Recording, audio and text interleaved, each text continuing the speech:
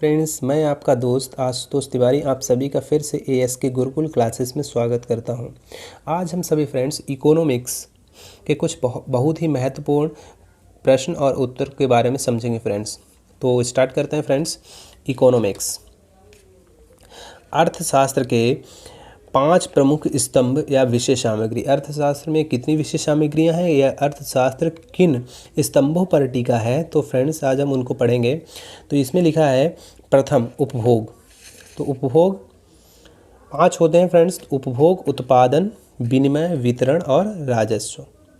ये 5 फ्रेंड्स हैं विषय स्तंभ या प्रमुख स्तंभ है इसके इकोनॉमिक्स जिस पर टिका हुआ है। तो उपभोग का हम अर्थ किस तरह से लिख सकते हैं फ्रेंड्स? आवश्यकता की संतुष्टि के लिए वस्तु की उपयोगिता का उपयोग करना ही उपभोग कहलाता है। उसके बाद में फ्रेंड्स दूसरा इसका प्रकार होगा या विषय इसका स्तंभ होगा उत्पादन। वस्तुओं तथा सेवाओं को निर्मित करने की प्रक्रिया को उत्पादन कहते हैं। तो फ्रेंड्स ये इसका दूसरा फ्रेंड्स हो गया। अगला होगा विनिमय। विनिमय का हम अर्थ इस तरह से लिख सकते हैं कि विनिमय के आदान प्रदान को या वस्तुओं के विनिमय का जो हम लिखेंगे इसका अर्थ, तो वस्तुओं के आदान प्रदान की प्रक्रिया को या आदान प्रदान को की प्रक्रिया को ही हम विनिमय कह सकते हैं या कहते हैं। अगला होगा वितरण। तो वितरण का हम लोग अर्थ से लिख सकते हैं देश के द्वारा निर्मित वस्तुओं तथा सेवाओं को नागरिकों तक, उपभोक्ताओं तक पहुंचाना ही वितरण कहलाता है। तो ये वितरण का अर्थ हो गया। अगला राजस्व। राजस्व में हम लोग लिख सकते हैं किसी व्यापार से होने वाली आय को राजस्व कहते हैं। अगला फ्रेंड्स होगा इकोनॉमिक्स की कुछ परिभाषाएं हैं। तो इकोनॉमिक्स की हम परिभाषाओं को लिख सकते हैं। मार्शल ने कहा है, उपभोग की परिभाषा है, उपभोग को ऋणात्मक उत्पादन भी कहा जा सकता है या कहते हैं। उत्पादन की फ्रेंड्स परिभाषा है वस्तुओं के मूल्य में वृद्धि करना ही उत्पादन है। ये थॉमस ने कहा है फ्रेंड्स। पेपर में फ्रेंड्स बहुत बार पूछा गया है कि अर्थशास्त्र की आर्थिक क्रियाएं क्या होती हैं। आर्थिक क्रियाएं हम किसे कहते हैं? तो इसका फ्रेंड्स ये उसका उत्तर हम लिख सकते हैं मानव द्वारा धन अर्जित करने या धन अर्जित करने के लाभ को अपने लाभ के लिए धन अर्जित करने वाली सभी क्रियाएं आर्थिक क्रियाएं होती हैं। जैसे नौकरी करना, व्यवसाय करना, ये मजदूरी करना। तो इस तरह की जो चीज़ें होंगी, इस तरह की जो क्रियाएं होंगी वो आर्थिक क्रियाओं के अंतर्गत आएंगी। अगला होगा अनार्थिक क्रियाएं। अनार्थिक क्रियाओं में क्या होता है, व्यक्ति उल्टा इसका सबका करता है।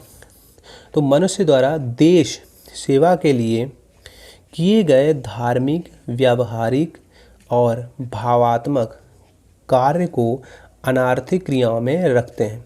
इसमें आत्मसंतुष्टि की प्राप्ति होती है, जैसे रक्त दान करना, गरीबों की सहायता करना। तो इस तरह की जो क्रियाएं होंगी फ्रेंड्स, ये सभी क्रियाएं हमारी अनार्थिक क्रिया में आएंगी। आगे फ्रेंड्स पढ़ेंगे कि अर्थशास्त्र की शाखाएं कितनी हैं। तो अर्थशास्त्र की शाखाओं को हम लोग 2 प्रकार से बांट सकते हैं। एक होता है माइक्रो यानी कि समष्टि अर्थशास्त्र और एक होता है व्यष्टि अर्थशास्त्र। तो आज हम इनके बारे में पढ़ेंगे कि समष्टि अर्थशास्त्र किस तरह से लिख सकते हैं। तो समष्टि अर्थशास्त्र के अंतर्गत मुद्रास्फीति, बेरोजगारी, गरीबी आदि का अध्ययन किया जाता है। क्षेत्रीय, राष्ट्रीय व अंतर्राष्ट्रीय ये समष्टि अर्थशास्त्र होता है, ये बड़ा होता है फ्रेंड्स। यह अर्थशास्त्र की वह शाखा है जिसके द्वारा संपूर्ण अर्थव्यवस्था का समग्र रूप से अध्ययन किया जाता है। तो फ्रेंड्स ये हुआ समष्टि अर्थशास्त्र में। व्यष्टि अर्थशास्त्र क्या होता है? तो व्यष्टि अर्थशास्त्र यानी कि इसके अंतर्गत आर्थिक क्रियाओं का अध्ययन किया जाता है। एडम स्मिथ ने इसको बताया है कि इसके अंतर्गत आर्थिक क्रियाओं का ही अध्ययन किया जाएगा। जैसे मजदूरी, आय, व्यक्तिगत उद्योग शामिल होता है। इसमें एक ही फर्म का प्रयोग होता है, मतलब एक ही व्यक्ति आता है, लेकिन इसमें जो समष्टि अर्थशास्त्र होता है इसमें संपूर्ण अर्थव्यवस्था का भाग आता है फ्रेंड्स। हम पढ़ेंगे उत्पादन या उत्पादन लागत। उत्पादन लागत किसे कहते हैं? उत्पादन लागत में वे सभी व्यय सम्मिलित किए जाते हैं या शामिल होते हैं जो उत्पादक द्वारा वस्तुओं के उत्पादन व्यय में उठाए जाते हैं। जैसे उत्पादन लागतों के प्रकार होते हैं। तो लागतों के प्रकार कौन कौन से हैं फ्रेंड्स, इसको हम पढ़ सकते हैं। तो फ्रेंड्स ये मुख्यतः 3 प्रकार से हम लोग डिवाइड कर सकते हैं। जैसे देखिए, द्रव्यिक लागत को हम किस तरह से लिख सकते हैं, वास्तविक लागत को किस तरह से लिख सकते हैं और अवसर लागत को किस तरह से लिख सकते हैं फ्रेंड्स। तो द्रव्यिक लागत को पढ़ेंगे। ये मुख्यतः 3 प्रकार की होती हैं, स्पष्ट लागतें, अस्पष्ट लागतें और सामान्य लागतें। तो फ्रेंड्स जो स्पष्ट लागतें होती हैं इसमें उत्पादन, बिक्री तथा अन्य लागतों को शामिल किया जाता है। अस्पष्ट लागतों में उद्यमी अपने साधनों को शामिल करते हैं, केवल अपने साधनों को। सामान्य लाभ या सामान्य लागतें, सामान्य लाभ उद्यमी को किसी उद्योग में बनाए रखने की न्यूनतम लागत होती है फ्रेंड्स। अब क्या होता है वास्तविक लागत। तो वास्तविक लागत किसी वस्तु के उत्पादन में जो कठिनाइयाँ, त्याग, कष्ट उठाने पड़ते हैं उन सभी के योग को उत्पादन की वास्तविक लागत कहते हैं। इसको सामाजिक लागत भी कहा जाता है। अगला क्या होता है कि अवसर लागत। किसी वस्तु की उत्पादन अवसर लागत वस्तु की वह मात्रा है जिसका परित्याग किया जाए। तो ये बहुत बार पूछा गया है फ्रेंड्स कि अवसर लागत किसे कहते हैं। तो आपको अवसर लागत में लिखना है किसी वस्तु की उत्पादन अवसर लागत वस्तु की वह मात्रा है जिसका परित्याग किया जाए, जिसका त्याग किया जाए। तो ये फ्रेंड्स हम लोग लिख सकते हैं। आगे क्या होता है कि कुल लागत। आगे हम लोग लिख सकते हैं कुल लागत। तो कुल लागत को हम किस तरह से लिख सकते हैं, किसी वस्तु के उत्पादन में जो कुल धन व्यय होता है उसे कुल लागत कहते हैं। सभी प्रकार के मौद्रिक व्यय इसमें शामिल किए जाते हैं, सभी प्रकार के मौद्रिक व्यय इसमें शामिल किए जाएंगे फ्रेंड्स।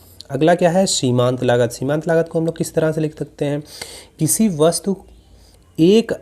वस्तु की एक अतिरिक्त इकाई के उत्पादन से कुल लागत में जो वृद्धि होती है उसे ही फ्रेंड्स हम लोग क्या कहेंगे, कुल लागत, सीमांत लागत कहते हैं।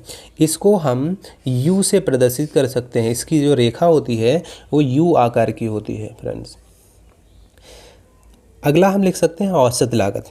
औसत लागत को हम लोग किस तरह से निकाल सकते हैं, किस तरह से लिख सकते हैं, तो कुल लागत को उत्पादन की गई इकाइयों से भाग देने पर जो हम लोगों को जो शेष प्राप्त होता है उसे औसत लागत कहते हैं। इसको भाग देते हैं इन सभी को और उसमें जो प्राप्त होगा वो हमारा औसत लागत निकल आएगा फ्रेंड्स। तो इसका सूत्र जो होता है, इसका सूत्र हम लोग याद कर सकते हैं। सूत्र भी बहुत बार पेपरों में पूछा गया है। औसत लागत बराबर कुल लागत और बटे में हम लिखेंगे उपभोग की गई इकाइयाँ। जैसे 40 जो 400 है वो कुल लागत है और उपभोग की गई इकाइयाँ 40 हैं। तो हमारा जो औसत निकलेगा वो 10 निकलेगा फ्रेंड, 10। तो यदि ये हमारा वीडियो आपको अच्छा लगा हो तो इस मेरे वीडियो को लाइक करें, मेरे चैनल को सब्सक्राइब करें। Thank you for watching my video. आगे फ्रेंड्स है परिवर्तनशील या उत्पादन की परिवर्तनशील लागत। तो इसको हम लिख सकते हैं यह कुल लागत का वह अंश होता है जो उत्पादन के बढ़ जाने से बढ़ता है और घट जाने से घटता है। अच्छा, लेकिन स्थिर लागत क्या होती है, स्थिर लागत किसे कहते हैं, तो स्थिर लागत यह उत्पादन लागत का वह अंश है जो स्थिर रहता है। उत्पादन के घटने व बढ़ने पर इसमें कोई परिवर्तन नहीं आता है। तो फ्रेंड्स ये रहे आपके इकोनॉमिक्स के बहुत ही इम्पोर्टेंट क्वेश्चन और आंसर। यदि ये हमारा वीडियो अच्छा लगे तो मेरे वीडियो को लाइक करो फ्रेंड्स। तो फ्रेंड्स मैं आपका दोस्त फिर से आप सभी का ASK गुरुकुल क्लासेस में स्वागत करता हूं। तो आज हम सभी फ्रेंड्स विनिमय के बारे में पढ़ेंगे कि विनिमय का अर्थ क्या होता है, उसकी परिभाषाएं क्या होती हैं, उसकी विशेषताएं क्या होती हैं। तो फ्रेंड्स स्टार्ट करते हैं कि विनिमय का अर्थ दो पक्षों के मध्य होने वाले वस्तुओं तथा सेवाओं के हस्तांतरण को या अदल बदल को हम लोग क्या कहेंगे? विनिमय कहेंगे, विनिमय कहते हैं। मार्शल ने इसकी परिभाषा दी है फ्रेंड्स, दो पक्षों के मध्य होने वाले ऐच्छिक, वैधानिक एवं पारस्परिक धन के हस्तांतरण को विनिमय कहा जाता है। ये बहुत बार फ्रेंड्स पूछा गया है, इसको आपको याद करना है फ्रेंड्स। और जब भी हम लोग परिभाषा लिखते हैं तो इन्वर्टेड कॉमा में लिखेंगे फ्रेंड्स। आगे क्या होगा? विनिमय की विशेषताएं। तो विनिमय की विशेषताएं कौन कौन सी हैं वो हम लोग पढ़ेंगे। दो पक्षों का होना, दो पक्षों के बीच में ही विनिमय हो सकता है। धन का हस्तांतरण वो वैधानिक रूप से, धन का हस्तांतरण पूर्णतः ऐच्छिक होना चाहिए। तो ये फ्रेंड्स हमारी विनिमय की विशेषता। ऐसे बहुत सारी हैं, हमने 3 लिखी हैं मुख्यतः। आगे क्या होता है? विनिमय किन किन के बीच हो सकता है, इनमें आवश्यक शर्तें क्या होनी चाहिए? तो विनिमय की जो आवश्यक शर्तें होती हैं वो इस तरह की हो सकती हैं। कम से कम दो पक्षों का होना आवश्यक होता है। दो पक्षों के पास दो वस्तुएं भी होनी चाहिए, दो या दो से अधिक वस्तुओं का होना भी आवश्यक है। विनिमय के द्वारा दोनों पक्षों को लाभ होना चाहिए। आगे क्या होगा फ्रेंड्स? विनिमय से होने वाले लाभ, तो इसको हम लोग लिख सकते हैं ज्ञान में वृद्धि, रहन सहन का उच्च स्तर, दोनों पक्षों को लाभ, कार्यकुशलता में वृद्धि। आगे क्या है फ्रेंड्स कि इनसे विनिमय से हानियाँ क्या होती हैं? तो युद्ध की आशंका, भयंकर उपयोगिता इसमें फ्रेंड्स स्टार्ट हो जाती है। अब फ्रेंड्स विनिमय के प्रकार, तो विनिमय के प्रकार 2 प्रकार से विनिमय हम लोग कर सकते हैं। वस्तु विनिमय एक होता है और एक होता है मौद्रिक विनिमय। एक प्रत्यक्ष और एक अप्रत्यक्ष विनिमय होता है फ्रेंड्स। तो जो वस्तु विनिमय होगा उसको हम लोग इस तरह से लिख सकते हैं। वस्तु विनिमय को वस्तुओं तथा सेवाओं के हस्तांतरण को ही हम लोग वस्तु विनिमय कहते हैं या प्रत्यक्ष विनिमय कहते हैं। मौद्रिक द्वारा या मुद्रा के द्वारा किया गया विनिमय मौद्रिक या अप्रत्यक्ष विनिमय कहलाता है। तो इस तरह से हम लोग फ्रेंड्स विनिमय के प्रकारों को लिख सकते हैं। आगे फ्रेंड्स हम लोग पढ़ेंगे मार्केट यानी कि बाजार। बाजार का अर्थ, तो बाजार का अर्थ हम लोग किस तरह से लिख सकते हैं? बाजार का अर्थ उस विशेष स्थान व क्षेत्र से लगाया जाता है जहां पर क्रेता और विक्रेता स्वतंत्र रूप से वस्तुओं का क्रय विक्रय करते हैं, उसे बाजार कहा जाता है। परिभाषा के रूप में हम लोग लिख सकते हैं, प्रोफेसर एली ने बताया कि बाजार का अर्थ उस क्षेत्र से लगाया जाता है जिसके भीतर किसी वस्तु की कीमत निर्धारण करने वाली शक्तियां निहित होती हैं, उसे हम लोग क्या कह सकते हैं? बाजार कह सकते हैं। तो ये किसने कहा फ्रेंड्स? तो ये प्रोफेसर एली ने कहा। आगे बाजार की विशेषताएं कौन कौन सी होनी चाहिए? तो पहला, क्रेताओं और विक्रेताओं का होना अति आवश्यक है। एक क्षेत्र का होना अति आवश्यक है। एक वस्तु का होना, स्वतंत्र प्रतियोगिता होना और कोई वस्तु का एक मूल्य का होना, ये बाजार की मुख्यतः विशेषताएं हैं। अब बाजार को प्रभावित करने वाले कारक बहुत बार पेपर में पूछा गया है। तो एक तो व्यापक मांग, टिकाऊपन, फैशन तथा परंपराएं, वहनीयता यानी कि वस्तु संबंधी जिसे कहते हैं, बैंकिंग शाख प्रणाली, उत्पादकों की ईमानदारी, सहकारी नीति, शक्ति एवं सुरक्षा। ये फ्रेंड्स बाजार को प्रभावित करने वाले कारक होते हैं। आगे फ्रेंड्स हम लोग बाजार का वर्गीकरण कर सकते हैं कि बाजार को कितने प्रकार से बांटा जा सकता है। तो फ्रेंड्स इस तरह से बाजार का वर्गीकरण कर सकते हैं समय के आधार पे। तो समय के आधार पे मुख्यतः बाजार 4 प्रकार की होती है। कौन कौन सी? अल्पकालीन बाजार या अल्पकालीन बाजार, अति अल्पकालीन बाजार, दीर्घकालीन बाजार और अति दीर्घकालीन बाजार। कभी कभी इसमें 3 ही प्रकार पूछे जाते हैं, किसी किसी किताबों में दिया होता है, लेकिन हमने 4 प्रकार आपको बता दिए हैं। फिर क्षेत्र के आधार पे बाजार का वर्गीकरण कर सकते हैं, ये भी मुख्यतः 4 प्रकार का होता है।